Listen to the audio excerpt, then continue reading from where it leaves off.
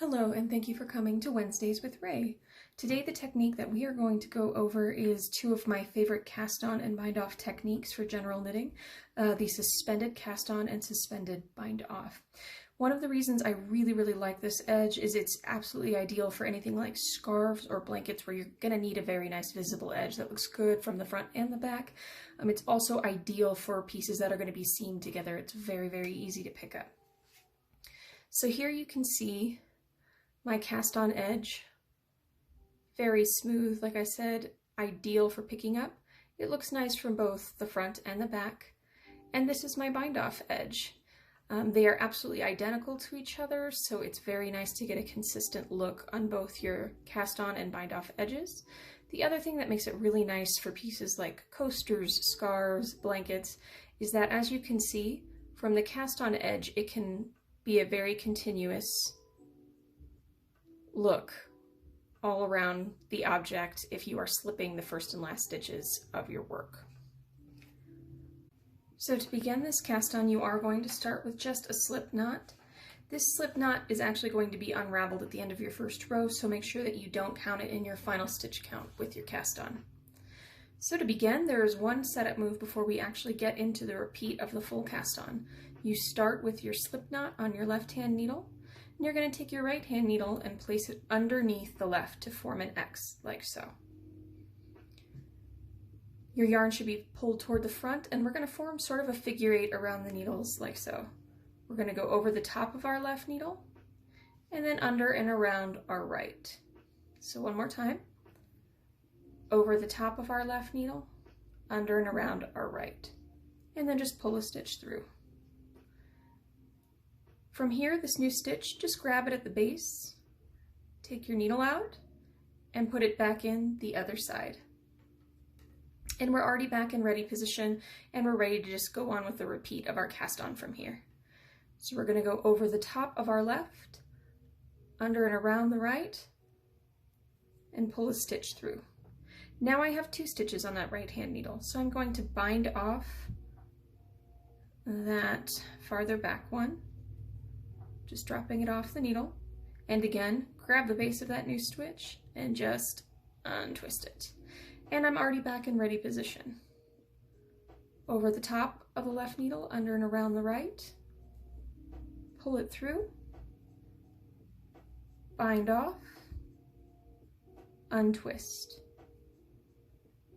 Over the top of a left hand needle, under and around the right, pull it through,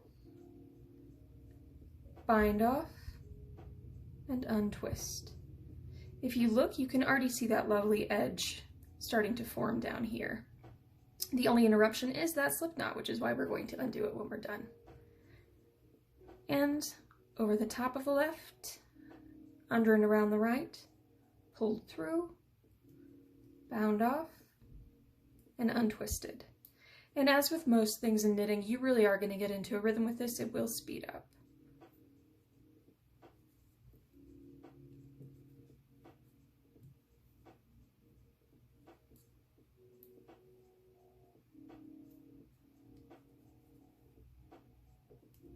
And if you like, you do not have to use your needle to bind this off. You can actually just move it with your fingers if that's easiest for you. I just find it easiest to use the needle, so that's what I do.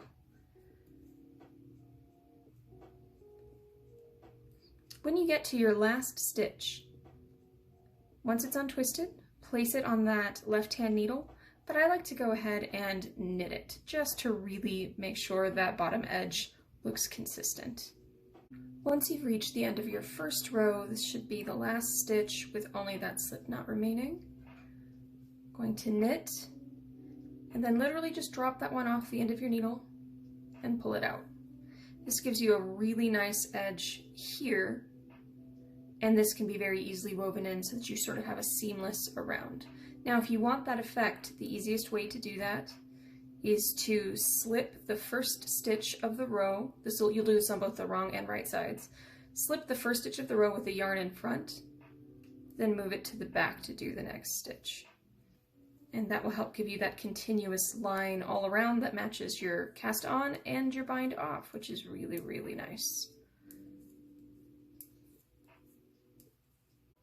When you have finished your knitting and you're ready to bind off, I do recommend to pair with this the suspended bind off. This is probably the bind off I use most often in my own knitting. It's just like the cast on, it's got medium stretchiness. It produces a really beautiful edge, and it's very, very sturdy. So these pair together really well, and visually they look identical, which is really nice for a finished piece. So again, just like the cast on, there's a little bit of a setup to get you in place. You start by knitting the first stitch and the second stitch. So you have 2 stitches here on your right needle. You're going to act like a normal bind off. We're going to pull that one over the top, only you never drop it. I just kept it on my left hand needle. From here, this is where we repeat. You're going to knit the stitch directly behind that one you just pulled over, as if it weren't there. Pull your stitch through, so you have 2 on your right hand needle, and then we're going to drop both of these off. So back to the beginning, to repeat, you will always have 2 stitches on that right needle until you get to the end of the row. So lift as if to bind off, but keep it on your left hand needle.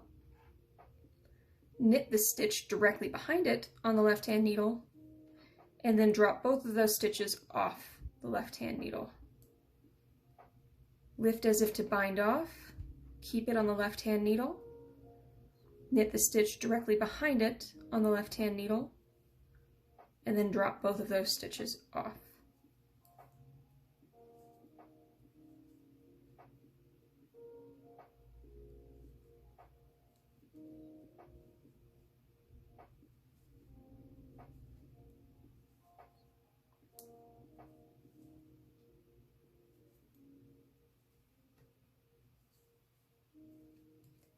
And you can already see that lovely edge starting to form just like it did with our cast on.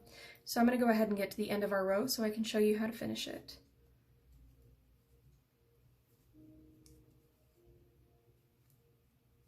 And just like with the cast on, if you prefer not to use your needle to bind off, you don't have to. You can use your fingers or whatever works best for you. Even a cable needle would be fine. Whatever you need to get it done, that's fine. Okay, so I come upon my last stitch here. So I'm left with nothing on my left needle and just 2 stitches on my right. I'm just going to bind that last stitch off. And then from here, you can just snip, weave in your ends, and finish. And now you have these beautiful edges that match each other. They're perfect from the front and the back. They look identical. And it's absolutely perfect for blankets, squares, sweater pieces, things that you're going to have to stitch together later. It gives you a great set of stitches to pick up. Thank you for coming today. I hope that you're able to use this cast on and bind off technique. It's one of my favorites. Like I said, it just produces a lovely edge. I end up using it more often than a lot of other standard ones that I'd come to make a habit of. Hope you enjoy it, and we'll see you next week.